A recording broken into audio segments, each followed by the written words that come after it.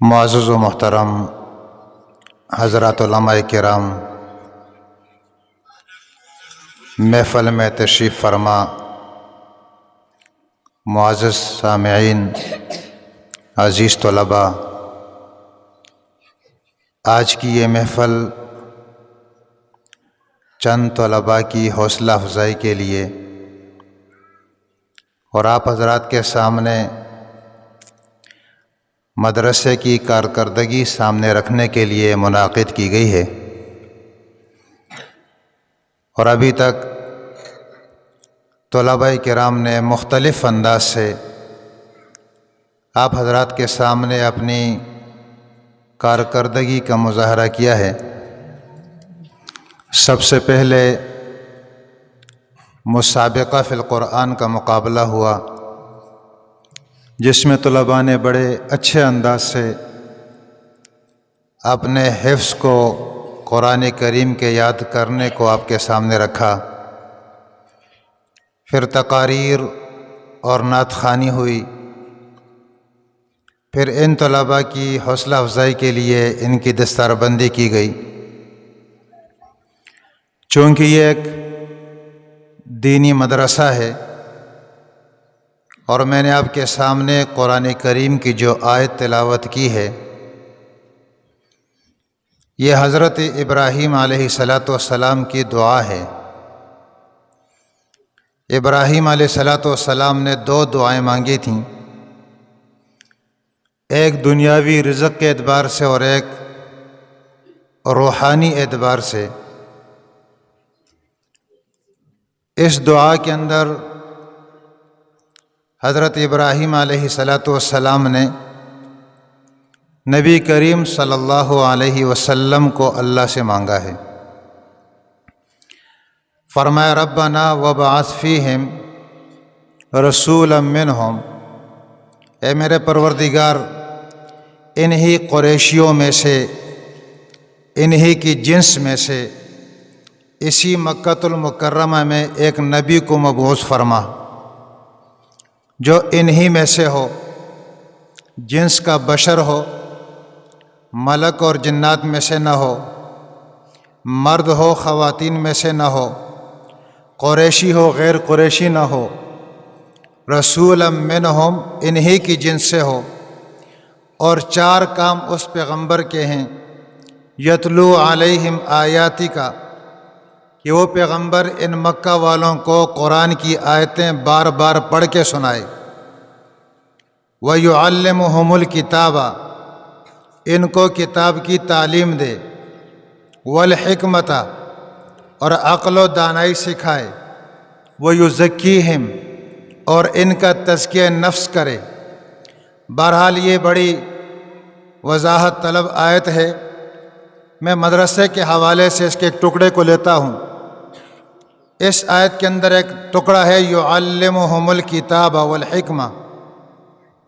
آج کل الحاد کا دور ہے، مختلف قسم کے فتنے اٹھتے ہیں اور مختلف قسم کے اعتراضات لے کر آتے ہیں، جن میں سے ایک اعتراض یہ بھی ہوتا ہے کہ جی ایک مدرسہ موجود ہو تو دوسرے کی ضرورت نہیں، یا ادارے موجود ہیں تو مدارس کی کیا ضرورت، جب اسکول موجود ہیں تو مدرسہ کیوں کھلا؟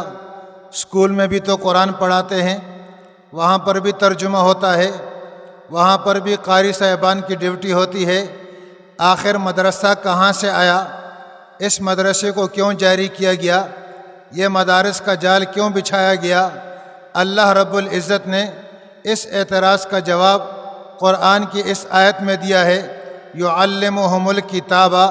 یہ ایک آیت کا ٹکڑا ان تمام اعتراضات کا جواب ہے۔ اللہ نے اس آیت کے اندر استاد کا بھی ذکر کیا، شاگرد کا بھی ذکر کیا، اس کے نصاب کو بھی ذکر کیا، اور مدرسے کو بھی ذکر کیا ہے۔ علماء کرام سمجھتے ہیں یہاں پر نص قطعی کے طور پر اللہ نے ذکر فرمایا یعلمہم، یہ جو نبی آیا ہے یہ معلم بن کر آیا ہے۔ معلم کسے کہتے ہیں؟ جو علم سکھاتا ہے، اسے معلم کہتے ہیں۔ وہ اس دور میں پیغمبر تھا، پیغمبر کے دور کے بعد جو بھی قرآن پڑھاتا ہے وہ قاری قرآن معلم ہے۔ جو قرآن حفظ کرواتا ہے وہ حافظ قرآن معلم ہے، جو حدیث کا درس دیتا ہے وہ معلم ہے، جو قرآن کی تفسیر پڑھاتا ہے وہ معلم ہے، جو دین کے جس شعبے کے اندر رہ کر بھی لوگوں کو واعظ و نصیحت کرتا ہے اس کو یعلمو کے تحت کہہ دیتے ہیں، یہ معلم ہے، پیغمبر کا وارث ہے۔ اور پڑھانے والا جس کو معلم کہتے ہیں وہ قرآن کا قاری ہو وہ بھی معلم ہے، حفظ کروانے والا ہو وہ بھی معلم ہے، وہ شیخ الحدیث ہو وہ بھی معلم ہے، وہ شیخ التفسیر ہو وہ بھی معلم کہلاتا ہے۔ آگے فرمایا یعلمہم، پڑھائے گا کس کو؟ فرمایا جن کو پڑھاتا ہے۔ یہ ہم ضمیر کے اندر ان کے طلباء کا ذکر ہے۔ ایک پہلا پڑھانے والا وہ پیغمبر ہیں، جن کو پڑھایا وہ صحابہ کی جماعت ہیں۔ اس کے بعد یہ سلسلہ جاری ہوا، صحابہ کرام نے پڑھایا، جن کو پڑھایا وہ تابعین تھے، تابعین نے پڑھایا، جن کو پڑھائے وہ اتباع تابعین تھے۔ اس دور کے بعد آتے ہوئے آج تک پڑھانے والا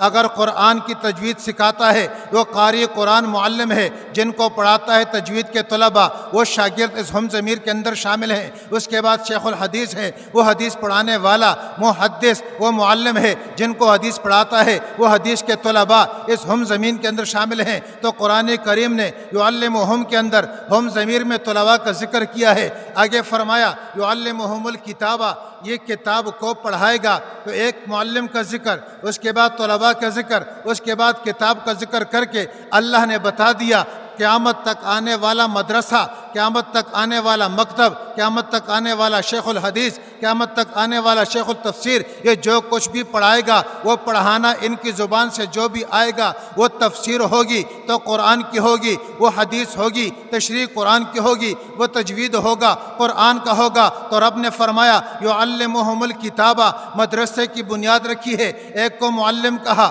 ایک کو متعلم کہا، ایک اس کا نصاب کہا، پھر یہ تینوں اجزاء جب جمع ہوتے ہیں، استاد بھی موجود ہو، طالب علم بھی موجود ہو، قرآن کی تفسیر بھی پڑھائے، قرآن کا حفظ بھی کروائے، قرآن کی تجوید بھی پڑھائے، ان تمام کاموں کو کرنے کے لیے اقتضاء النص کے طور پر یہ ثابت ہوتا ہے جہاں پر استاد بیٹھ جائے اور سامنے شاگرد ہو، درمیان میں کتاب ہو، اس بیٹھنے والی جگہ کو شریعت کی اصطلاح میں مدرسہ کہا جاتا ہے۔ اس کو کیا کہا جاتا ہے؟ اور یہ مدرسہ قرآن کی آیت سے ثابت ہے، قرآن کا طالب علم قرآن سے ثابت ہے، قرآن کا معلم قرآن نے ثابت کیا ہے۔ اور پھر میں عرض کرتا چلوں، یہ مدرسہ کوئی آج نہیں بنا، یہ کوئی 1857 کے بعد نہیں بنا، یہ کوئی خلافت عثمانیہ کے دور میں نہیں بنا۔ اللہ کے پیغمبر نے جب پہلی بار دعوت دی، اس دعوت کے دینے کے بعد جب سب سے پہلے ادارے کی بنیاد رکھی، اس ادارے کا نام ہے دار ارقم۔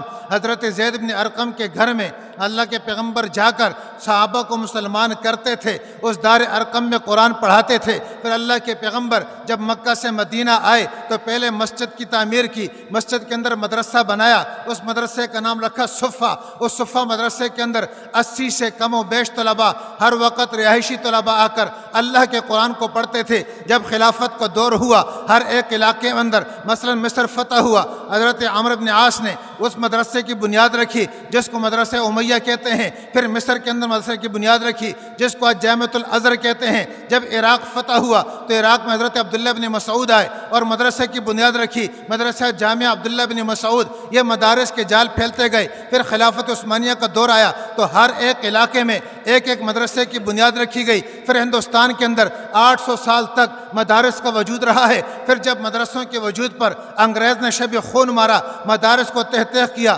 مدرسوں کی بنیادوں کو ختم کیا، مدرسوں کی عمارتوں کو ختم کیا، مدرسہ رحیمیہ کو ختم کر دیا، مدارس تمام ختم کیے۔ تو پھر 1857 کی اس جنگ آزادی کے بعد جب ظاہراً مسلمانوں کو شکست ہو گئی، مسلمانوں نے وہاں پر شکست کھا لی، تو اس کے بعد جب لڑنے کا مادہ نہ رہا، لڑنا مشکل ہو گیا، تو پھر ایک مدرسے کی بنیاد رکھی۔ بنیاد رکھنے والوں میں ایک کا نام رشید احمد گنگوہی ہے، ایک کا نام قاسم نانوتوی ہے رحمہم اللہ۔ ان نے مدرسے کی بنیاد رکھی تھی جس کو آج دنیا دارالعلوم دیوبند کے نام سے پکارتی ہے۔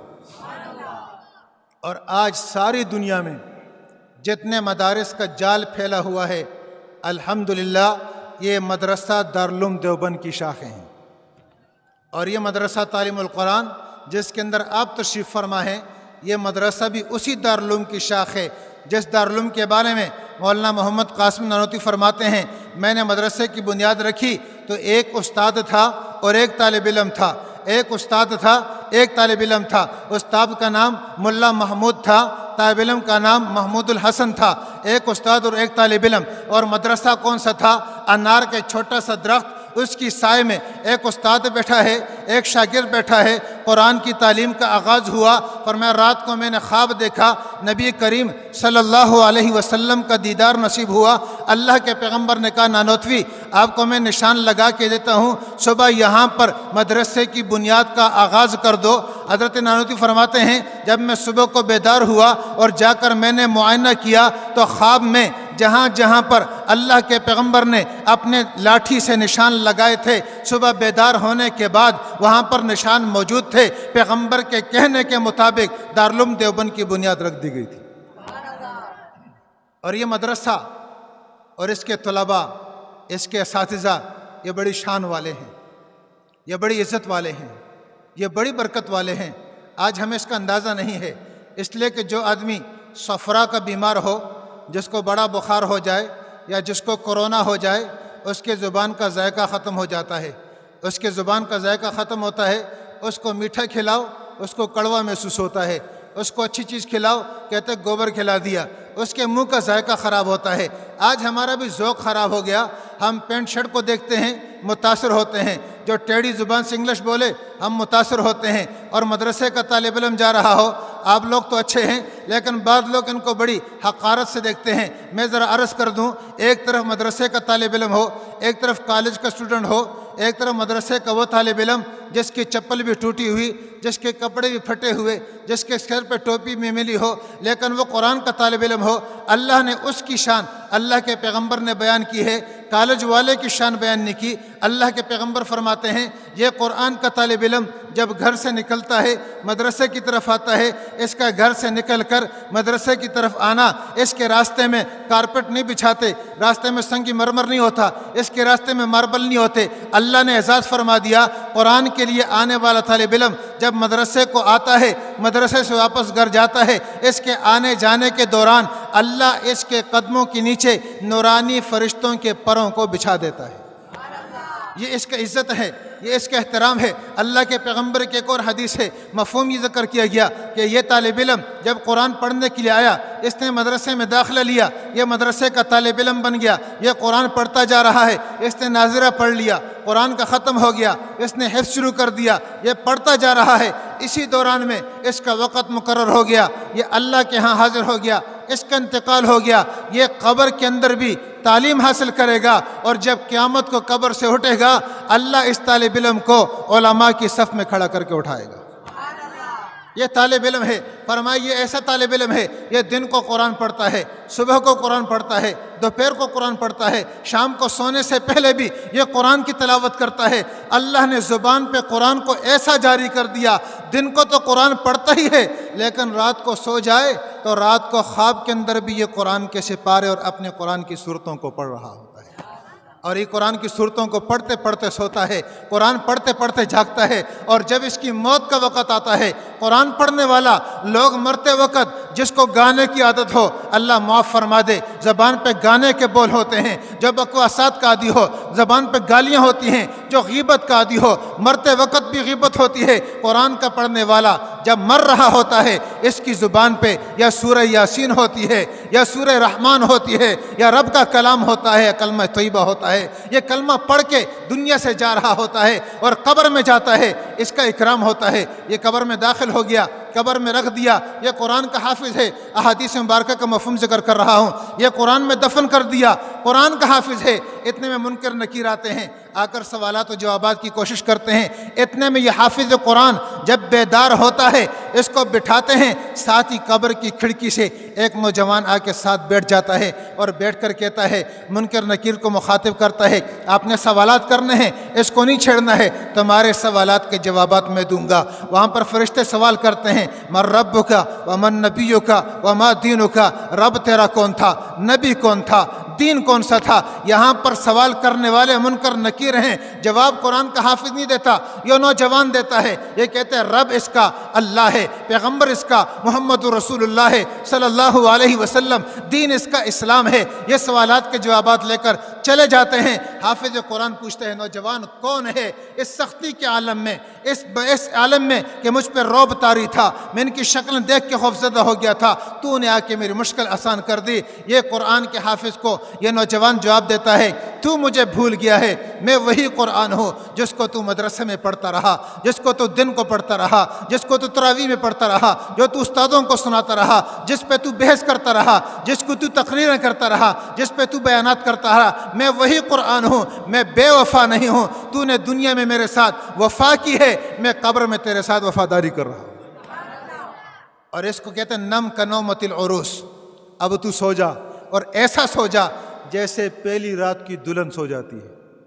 نم کنومت العروس، مفسرین نے لکھا ہے، محدثین نے، یہ جملہ عجیب جملہ ہے قبر ہے، شادی کی رات تو نہیں ہے، قبر کے اندر فرشتہ کہتا ہے نم کنومت العروس، تو ایسا سو جا جیسے پہلی رات کی دلہن سوتی ہے۔ محدثین نے کہا پہلی رات کی دلہن شوہر کے آنے سے پہلے جب سو جاتی ہے، اس کے کمرے میں کوئی داخل نہیں ہوتا، اس کے کمرے میں آتا کوئی نہیں، اس کے پاس بیٹھتا کوئی نہیں۔ وہ جب سوتی ہے، جب کمرے میں شوہر آتا ہے، وہ محبوب شوہر آ کر اس دلہن کو جگاتا ہے۔ یہاں پر حافظ قرآن کو اللہ کا فرشتہ کہتا ہے تو سو جا، نم کنومت العروس، دلہن کی طرح سو جا، تجھے جگانے کے لیے محمد رسول اللہ آئیں گے۔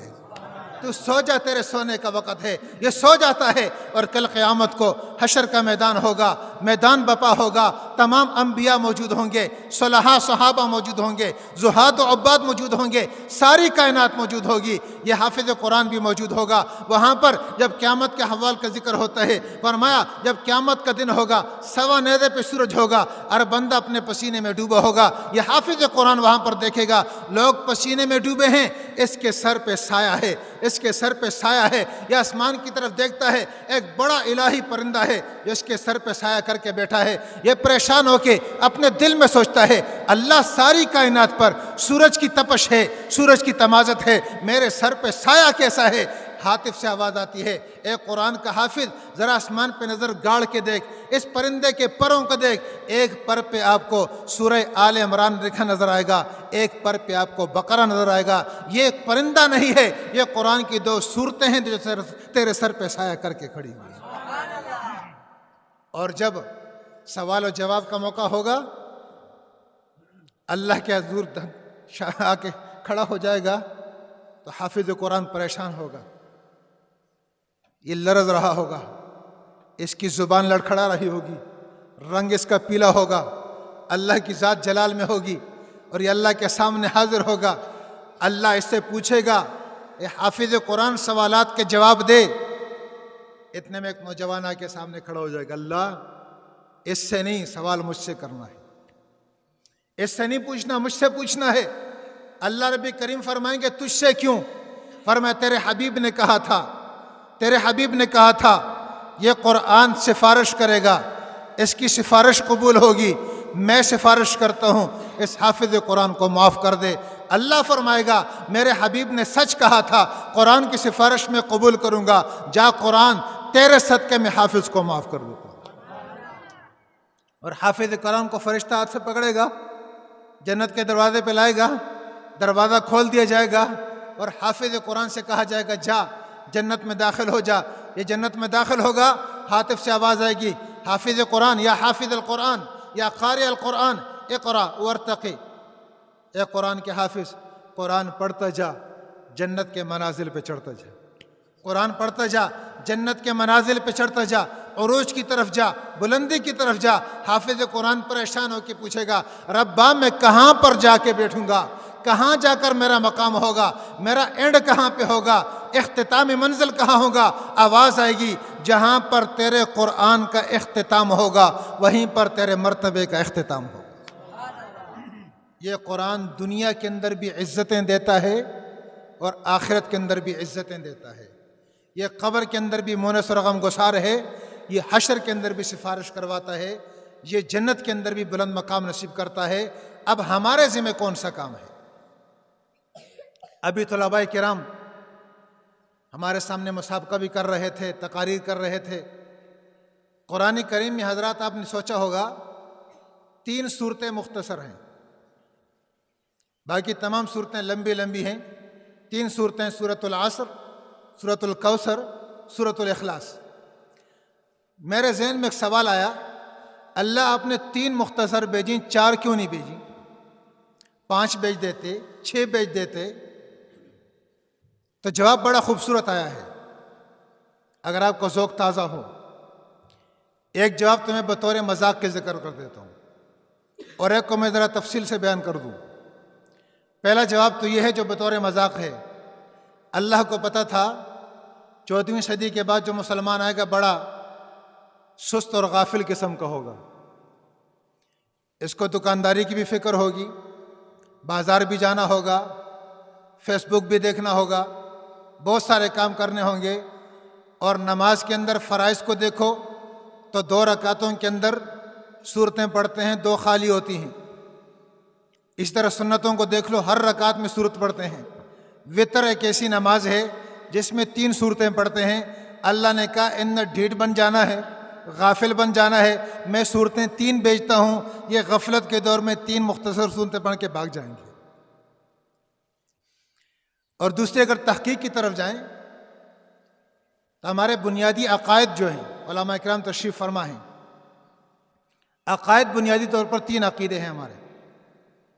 ایک کو عقیدہ توحید کہتے ہیں، ایک عقیدہ رسالت ہے، اور ایک عقیدہ معاد ہے جس کو آخرت کہتے ہیں۔ اللہ رب العزت نے پورے قرآن کے اندر ان تینوں عقیدوں پر بحث کی ہے، تینوں عقائد کو ذکر کیا ہے۔ لیکن اگر خلاصہ یاد کرنا ہے تو اگر لمبی صورتیں ہوتی ہیں تو عوام یاد نہ کر سکتی۔ اللہ نے 3 عقیدوں کو ان 3 مختصر صورتوں میں ذکر کر دیا ہے۔ کہو سبحان اللہ۔ اللہ نے جب عقیدہ توحید بیان کرنا تھا تو صورتیں لمبی لمبی ذکر کیں، لیکن خلاصہ عوام کو یاد کرانا ہو، فرمایا سورہ اخلاص یاد کر دو، اس میں اللہ کی توحید کا ذکر ہے۔ اور جب عقیدہ رسالت کا ذکر آیا تو قرآن کی سینکڑوں آیتیں عقیدہ رسالت پر تھیں۔ اللہ نے کہا عوام کو صورتیں لمبی یاد نہیں ہوتی، مختصر سورۃ الکوثر یاد کر دو، اس میں پیغمبر کی رسالت کا ذکر ہے۔ اور جب آخرت کا ذکر کیا تو لمبی لمبی سورہ قیامہ جیسی آیتیں آ گئیں، اقترب الساعہ آ گئیں۔ ان لمبی صورتوں کو یاد نہیں کر سکتے، فرمایا سورۃ العصر کو یاد کر لو، یہ سورۃ عصر کے اندر تمام خلاصہ ذکر کر دیا۔ تو یہ مدرسہ جو آپ کے سامنے موجود ہے، یہ اسلام کے قلعے ہیں۔ یہ کیا ہیں بھائی؟ آخری بات عرض کر رہا ہوں، یہ اسلام کے قلعے ہیں، اور اسلام کے قلعے اللہ کی مہربانی سے پیغمبر نے بنیاد رکھی ہے، یہ قیامت کی صبح تک جاری رہیں گے انشاءاللہ۔ یہ قیامت کی صبح تک جاری رہیں گے۔ یہ ہماری خوش قسمتی ہوگی ہم کتنے استعمال ہوتے ہیں۔ ایک آدمی ہے، وہ کہتا ہے جی میں ایک نماز پڑھتا ہوں، 2 ضائع ہوتی ہیں، چوتھی پڑھتا ہوں، 6 ضائع ہوتی ہیں، کبھی کبھی نماز کی توفیق ہوتی ہے۔ میں نے عرض کیا اپنے اعمال پہ غور کر، اپنے اعمال پہ غور کر۔ اگر تیرے اعمال میں کمی ہوئی، اللہ تجھے مسجد میں بار بار نہیں بلائیں گے۔ اللہ اسی کو بلاتے ہیں۔ ایک نماز پڑھنے کے بعد جب دوسری نماز کے لیے اللہ نے بلا لیا، سمجھ لو اللہ نے آپ کی پہلی نماز کو قبول کر لیا۔ جب دوسری کے بعد تیسری نماز کے لیے آ گئے، اللہ نے آپ کی دوسری نماز کو قبول کر لیا۔ اگر 5 وقت کا نمازی ہے تو سمجھ لو اللہ آپ کو توفیق اس لیے دیتا ہے کہ اللہ کو آپ کے ساتھ پیار ہو گیا۔ جو اللہ کو پیارا ہے اللہ بلاتا ہے، اور جس کے ساتھ اللہ کو پیار نہ ہو اللہ اپنے در پہ نہیں بلاتا۔ میں اور آپ جس کے ساتھ بغض رکھیں، کینہ رکھیں، جس کے ساتھ دشمنی رکھیں، ہم اس کو اپنے دروازے پہ برداشت نہیں کرتے۔ اللہ جس کے ساتھ پیار نہ کرے وہ اللہ کے دروازے پہ کیسے جا سکتے؟ مدرسے اللہ نے بنائے ہیں، مدرسے کے لیے قبول وہی ہوگا جو اللہ کو پیارا ہوگا۔ تو آپ میں سے کون ہے جو اللہ کو پیارا ہے؟ ہم سب اللہ کو پیارے انشاءاللہ۔ تو جب بھی ضرورت پڑی، یہ مدرسہ ہے، باقی مدارس ہیں، اپنے صدقات میں سے، خیرات میں سے جتنے بھی آپ ہو سکے ان مدارس کو آباد کرنے کی کوشش کریں۔ یہ ہماری نسلوں کو آباد کریں گے۔ مدرسے آباد رہیں گے، نسلیں آباد ہوں گی۔ مدرسے آباد نہ رہے، اللہ نہ کرے، تو آپ نے کل کا واقعہ پڑھ لیا ہوگا کہ دیر کے اندر ایک نوجوان ٹک ٹوکر، جو نئی مصیبت آئی ہوئی ہے، مولانا بجلی گر صاحب نے کہا تھا 10 سال کے بعد ہماری نوجوان نسل یہ ناچنے گانے والے ہوں گے۔ مولانا بجلی گر صاحب نے پیشن گوئی فرمائی تھی، آج اس ٹک ٹاک نے ہر گھر کے اندر الحمدللہ ناچنے گانے والے پیدا کر دیے، پیشن گوئی پوری ہو گئی۔ وہ نوجوان ٹک ٹاکر جو ٹک ٹاک بناتا تھا، لوفر اور فضول پھرتا تھا، باپ نے اس سے موبائل قبضہ کیا کہ یہ گندے کام چھوڑ دے۔ اس نے پسٹل اٹھایا، باپ کو بھی قتل کر دیا، ماں کو بھی زخمی کر دیا۔ جب مدرسوں سے دور ہوتے ہیں تو اولاد کی تربیت نہیں ہوتی۔ ایک آدمی سے میں نے کہا کیا حال ہے؟ کہتے اللہ کا شکر ہے۔ میں نے کہا کتنے بیٹے ہیں؟ کہتے 3 بیٹے ہیں، ایک ڈاکٹر ہے، ایک انجینئر ہے، ایک مولوی ہے۔ تو میں نے کہا پھر تو آپ کو مزے ہیں، ڈاکٹر بھی کماتا ہے، انجینئر بھی کماتا ہے، مولوی تو ویسے ہی آپ کے اوپر بوجھ ہوگا۔ اس نے کہا آرام سے بیٹھ، ڈاکٹر ہے تو وہ بھی جدا ہے، انجینئر ہے تو وہ بھی جدا ہے، میں آج پلتا ہوں تو مولوی کے گھر میں پلتا ہوں، اس لیے کہ اس کی تربیت یہ تھی کہ والد جنت کا دروازہ ہے، والدہ کے قدموں کے نیچے اللہ نے جنت کو رکھا ہے۔ جو والد اور والدہ کو جنت سمجھے گا والدین کی قدر کرے گا۔ تو مدرسے تربیت گاہ ہیں، مدرسے سے طالب علم نکلتا ہے، والدین کی قدر کرتا ہے۔ آئندہ نسلوں کو آباد کرنا ہے تو مدرسوں کو آباد کیا جائے۔